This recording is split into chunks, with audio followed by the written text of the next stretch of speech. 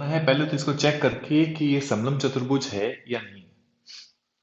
तो देखिए सामान्यतः हम कहते हैं कि अगर दो समांतर रेखा है और तिर्यक रेखा उसको काट रही है तो उसके तिर्यक रेखा के एक ओर बनने वाले अंदर वाले जो आंतरिक कोण है उनका जो योग होता है वो कितना होता है 180 डिग्री होता है। तो यानी इसका और इसका योग कितना होगा 180 डिग्री। यदि ये वाली लाइन और ये वाली लाइन आपस में क्या हो समांतर हो। ठीक इसका उल्टा मैं कह सकता हूं कि अगर एक और दो का योग 180 डिग्री आ रहा है तो इससे मैं क्या निष्कर्ष निकालूंगा L और M आपस में क्या होगी समांतर होगी। तो ये की ये बात यहां है। देखिए इन दो कोणों का योग देखिए आप इसका और इसका, इन दो कोणों का योग कितना आ रहा है 180 डिग्री। तो इन दो कोणों का योग जो है वो अगर 180 डिग्री आ रहा है, इसको अपने चिन्ह के द्वारा प्रदर्शित करेंगे, कोण L प्लस कोण M दोनों को मिला करके योग कितना हो रहा है 180 डिग्री। इससे मैं ये निष्कर्ष निकालता हूं कि ये वाली लाइन और ये वाली लाइन NM और KL ये दोनों क्या है समांतर है। तो इस चतुर्भुज के अंदर सम्मुख भुजाओं के दो जोड़े हैं, एक ये और एक ये।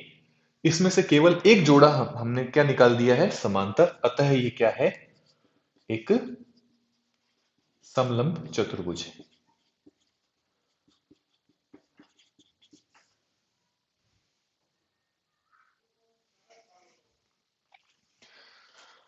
AB और CD हमको समांतर दी हुई है और हमें कोण C का मान ज्ञात करना है। तो देखिए कोण B प्लस कोण C दोनों का योग होगा 180 डिग्री। क्यों? क्योंकि ये समांतर तिर्यक रेखा के एक ओर बनने वाले अंतःकोण है। ऐसा आपको कक्षा 7 में कराया हुआ है। दो समांतर रेखा एक तिर्यक रेखा, अंतःकोण कितने हैं 4, 1 2 3 4। लेकिन तिर्यक रेखा के एक और कौन से बन रहे हैं 1 और 4, इनका योग भी 180 डिग्री। और इसी प्रकार 2 और 3 का योग भी कितना 180 डिग्री। तो यहां ये चीज कहां हो रही है, ये देखिए ये समांतर रेखा, ये समांतर रेखा और ये तिर्यक रेखा। तो इसके आधार पर मैंने बोला कि इसका और इसका योग कितना होगा 180 डिग्री। B की जगह कितना लिखेंगे 120 डिग्री और C की जगह C बराबर 180। तो C का मान निकालेंगे 180 माइनस 120, तो C का मान कितना आ जाएगा 60 डिग्री।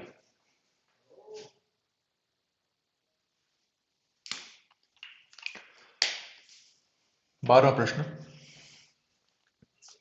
PQRS एक चतुर्भुज दिया हुआ है आपको और ये जो दो लाइनें हैं ये समांतर हैं।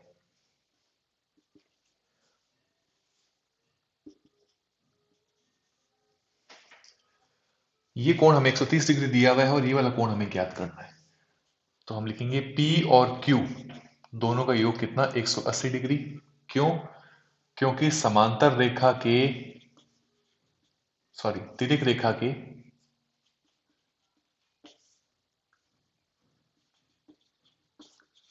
एक ओर बनने वाले अंतःकोणों का योग